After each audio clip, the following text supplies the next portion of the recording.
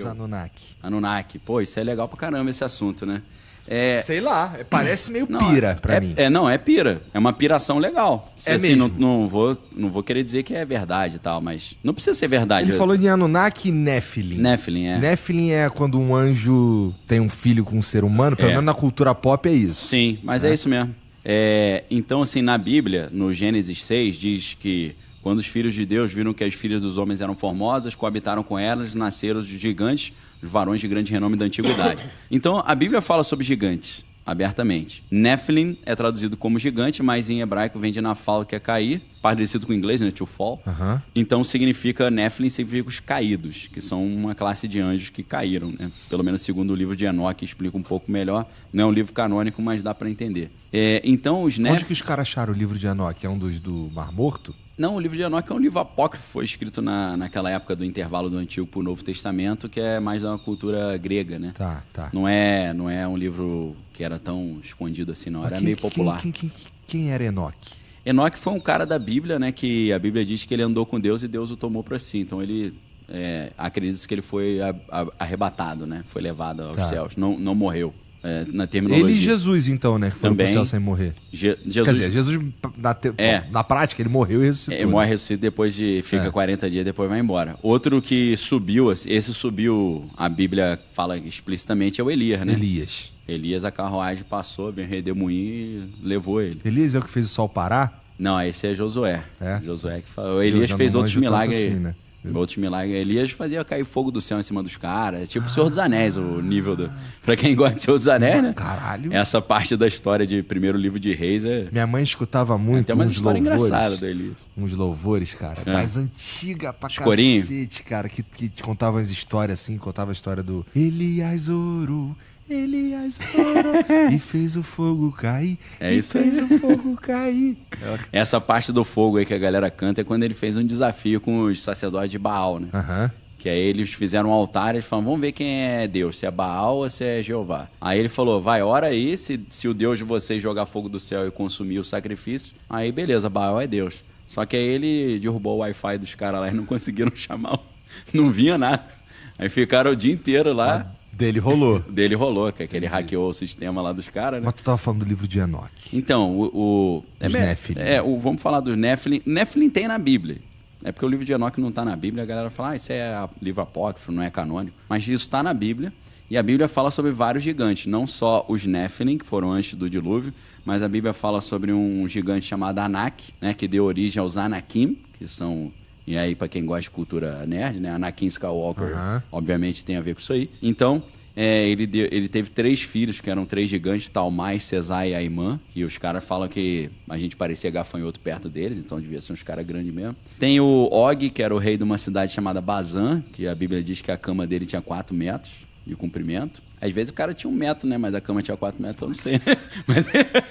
Ele só quer dormir bem confortável. Cama King, né? Pô, King, Og, rei de Bazan, né? Mas a Bíblia diz que o cara era gigante. Tem o mais famoso de todos, que é o Golias, que lutou com Davi, só que esse não era tão gigantesco. A Bíblia fala a altura dele. Você transpondo de côvado para metro, ele tinha uns 2,40 m.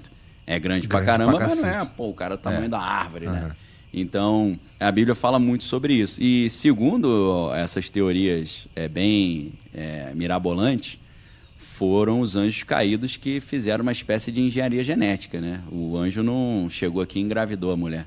O que dizem é que nos rituais de fertilização, que eram comuns no mundo antigo, esses seres espirituais apareciam em forma feminina, sugavam os espermatozoides, depois ele voltava numa forma masculina e inseminava a mulher. Ele não tinha órgão reprodutor e nem inventou nada, ele trabalhando em cima de material humano, né? Isso entra um pouco naquelas lendas que falam sobre súcubos e íncubos, né? Isso está falando um pouco, você está falando ainda do livro de Enoque. É lá que está esse tipo de... O livro de Enoque não explica com esse detalhe. No livro de Enoque fala que havia 200 anjos chamados de vigilantes, né? The Watchers em inglês. Em hebraico não tem muito isso na Bíblia, né? A Bíblia chama Bnei Elohim, que são os filhos de Deus. E esses 200 anjos que tinham a missão de proteger a terra, eles descem, eles são seduzidos pelas mulheres ali.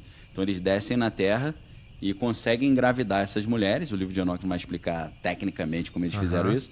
E aí dessa relação nascem os gigantes que eram sempre do mal. Isso é estranho, né? O gigante era sempre contra o povo de Deus e tal. Então parece que era uma estratégia diabólica para tentar dominar a Terra, né? Como se os anjos querem falar, a Terra agora é nossa, vai destruir o povo de Deus. Usando essa estratégia de força descomunal, tamanho gigantesco, né? Mas quem é cristão sabe que na Bíblia fala sobre gigante, né? Então gigante é algo que está ali na Bíblia, né? E tem algumas histórias que o Museu Smithsonian tinha, uns fêmures gigantes, mas eles tiraram porque atrapalhava a teoria da evolução, que não fazia sentido ter um gigante. Então, tem alguns paleontólogos aí que dizem que existem registros fósseis disso. Eu não sei exatamente, mas... Mas é sempre interessante. É interessante, né? pra caramba essa história. E isso tem a ver com... o início das religiões era a busca por fertilidade, né? Então o cara pedia para os deuses o quê? Que a minha colheita seja fértil, né? Então, o rito mais simples que eles faziam disso no mundo antigo, o cara pegava a esposa e tinha relação com ela ali no terreno e falava, Deus, Baal abençoa aí a colheita e assim como eu e minha mulher somos férteis, que a gente tenha muitos filhos para cuidar da fazenda que a terra também produz e tal. Mas aí no nível mais requintado, que na Grécia eles chamavam de rito de Eleusis, ou mistério de Eleusis, aí gera esse negócio um pouco mais elaborado de aparece uma entidade feminina, suga o espermatozoide do cara, e aí insemina, é uma parada meio de engenharia genética. Né? Mas esse daí faz um tanto mais de sentido, porque, bom, um anjo fecundar um ser humano... não devia ser possível. É uma parada meio estranha, meio sem sentido, né? Porque, vamos lá, um anjo não é um ser humano, né? Não. Então como é que eles podem ter filho? É que nem... Ainda mais engravidar. Imagina o anjo amamentando, a criança fazendo pré-natal. É meio estranho, né? Aí fica meio, né? Meio teste estranho. Do pezinho no e neném. Os Anunnaki é ET, e aí já é papo de ET, né? Então... mistura um pouco, né? Porque seriam você pode... os deuses astronautas, Daniel? Pode ser também, né? Eric von Däniken, né? O livro era os deuses astronautas. Eu sou eu me digo que eu sou um ufólogo cristão, né? Eu me amarro nesse assunto. Falo com muito cuidado também, que é xaropagem geral, né? Pra falar que esse é assunto. Então vamos pirar um pouquinho aqui, tirando... Dá pra pirar à vontade, eu não tenho medo nenhum. Isso, assim... Mas eu aviso, atenção, alerta, estamos pirando agora. Isso, assim, não é mais um pastor. Não vou te obrigar a acreditar no que eu tô dizendo. Pois é, mas como é que tu caiu nessa... Por que te interessa? Batalha espiritual, por causa da batalha espiritual.